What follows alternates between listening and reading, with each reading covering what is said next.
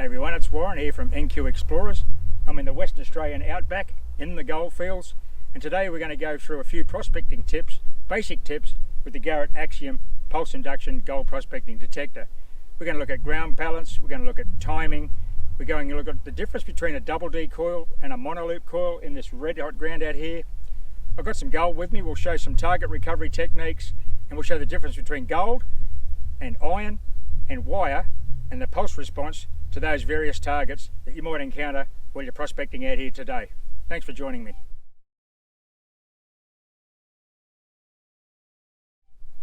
Okay, basic prospecting tips with a pulse induction metal detector in hot outback soil like this looking for gold. Ground balance is critical. Coil control, you've got to be on the ground and you must ground balance the machine at the level that you're swinging. So if you listen to this, the machine is currently out of ground balance. You can't detect that ground with the machine acting like that. So I lift the coil up, I hold the ground balance button, and I pump the coil on the ground vertically. You can even show it a bit of ground horizontally to show it more ground so that it's got more information on the chip, and it'll balance the machine to whatever you're showing. So now we're ground balanced. The machine's nice and quiet, and you'll hear any anomalies and targets in the ground.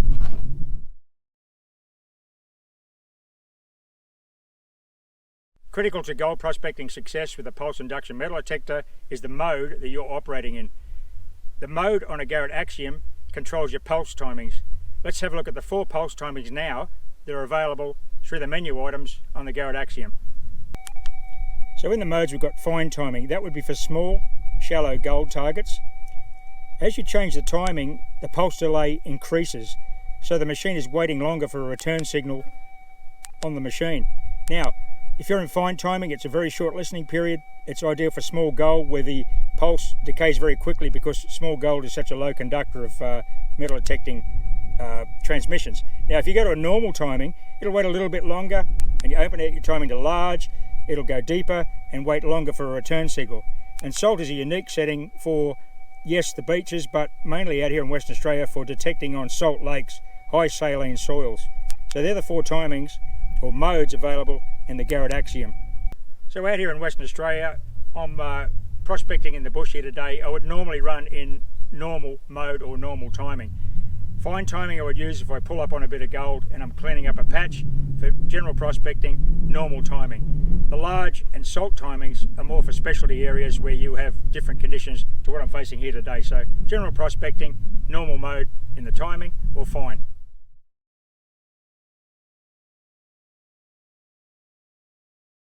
Swing speed and coil control are critical to gold prospecting success. I've got a little piece of gold here. It's about 0.1 of a gram. I've just laid it down in this ironstone gravel here, and I'll demonstrate the difference between going in fast, belting through the bush, and a careful swing technique. Now, if I come in, I'm prospecting at this speed, or I'm doing this, that's not going to pull me up, that piece of gold. So, swing speed and coil technique failed me there. If I go to the proper way to do it, I'm doing this, I come up on the piece of gold. No question there's a target. May not be gold every time, but you can hear the difference between this sort of business. If you're prospecting like that, you're unlikely to find anything. You prospect like this,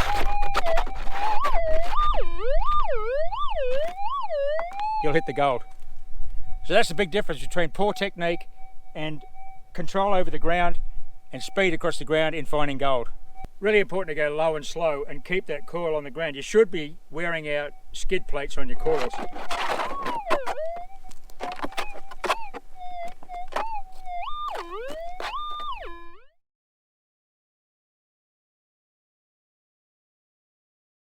Okay, let's look at the different audio response on different targets in the bush. I've got the Garrett Axiom with a 11-inch monoloop coil. I've got a ferrous target, which is a nail, a small gold nugget, and some lead shot. Typical things you'll find in the bush. So on the nail,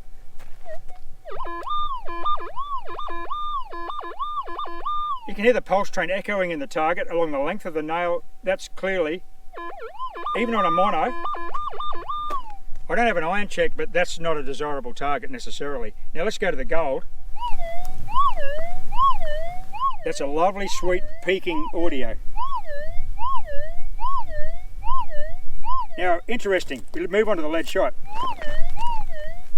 Sounds very similar to gold because it's the same conductivity, very similar specific gravity, so it's going to react the same as gold. You've got to dig that lead shot. If you dig the lead shot, you'll find this gold, because you're going to get a very typical, similar audio response. Let's go back to the nail. You get a bit of an overlay there, but you can hear it's a very different audio response on ferrous targets, even with the monoloop coil. So they're the three things you've got to remember: ferrous targets, lead shot and gold. Dig the lead shot, that could lead you to the gold.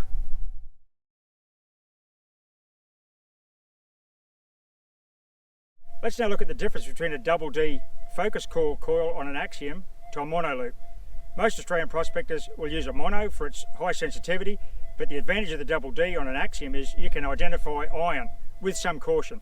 So let's have a look at these three targets again. I've got a ferrous nail, a gold nugget, and a lead shot, and I'll demonstrate the iron check feature on the Axiom.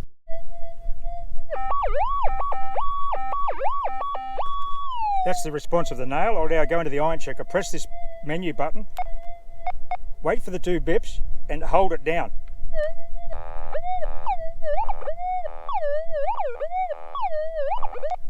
You can hear the iron grunt and the broken signal. That's undesirable. Now we'll move on to the gold target.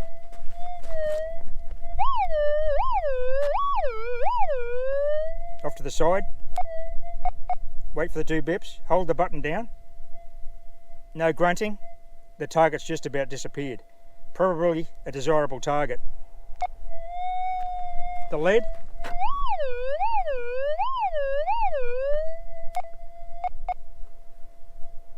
Does not check, it's ferrous. Target has disappeared. I would dig that target. Now that iron check used with caution, because I actually have dug gold that checks as iron because it's in iron stone. Use it with caution. That's at your own discretion, but it does really well identify shallow ferrous targets against gold or lead.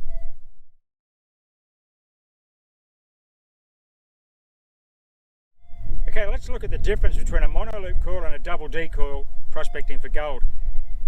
I've got the double D coil on the Axiom now. The hot spot on this coil is a focus core around the centre where the stem hits the coil. That can sometimes be a disadvantage for pinpointing. And in this situation here, I'm probably better for the mono because I've got obstacles. So why would you run a double D? Well, you've got the iron check facility where you can identify ferrous versus gold, and also it will theoretically run quieter in hot ground and you'll have less trouble with hot rocks because the mono is just a red hot coil. But let's have a look here. I've got a little piece of gold up against this bit of mulga log, and let's see how this double D hits the coil as we come up on it. I'm detecting up here towards this obstacle. Don't really get much signal there. Now if I get to the focus core and I lift it up, now it's hitting it. You will hit the gold, but it's a little bit awkward in this obstacle situation we're facing, which is quite unique. Now I'll switch to the monoloop coil and demonstrate that target ID again. Okay, now I've got the monoloop coil on the same target. Good technique, scrub the ground. Listen to the difference in the target response.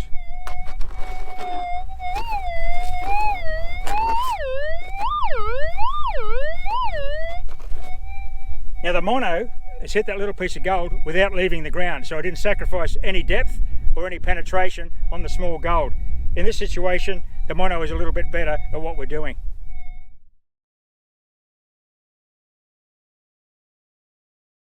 Okay, more basic tips on audio. Now with a pulse induction metal detector, you don't get a target ID indicating the conductivity, so audio is a big deal.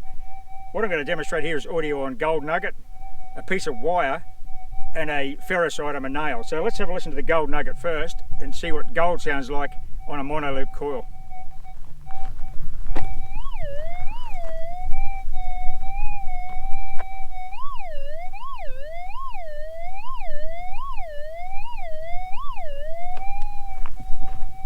That's what gold sounds like at shallow depth. Now I'll demonstrate wire. This is really interesting wire because you'll learn how wire sounds as opposed to other targets in the ground.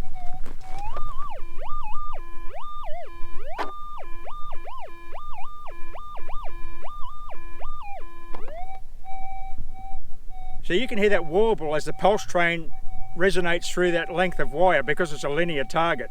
Very different sound to the gold. Now we'll move on to a ferrous target, an iron nail.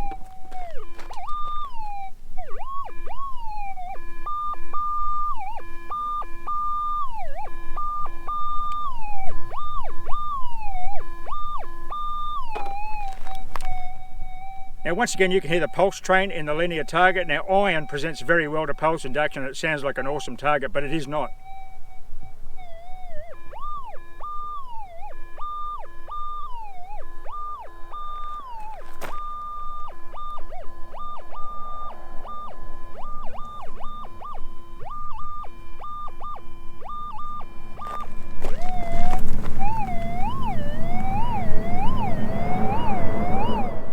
So as you get more time on the machine, you'll learn those different sounds. As you can hear there, the gold is a beautiful, sweet peak audio. You get the warble on the wire as the pulse train runs through the wire in a linear fashion, and then the ferrocite on the nail generally overloads at shallow depth, but will still warble at depth, and it will sound very different to gold nugget.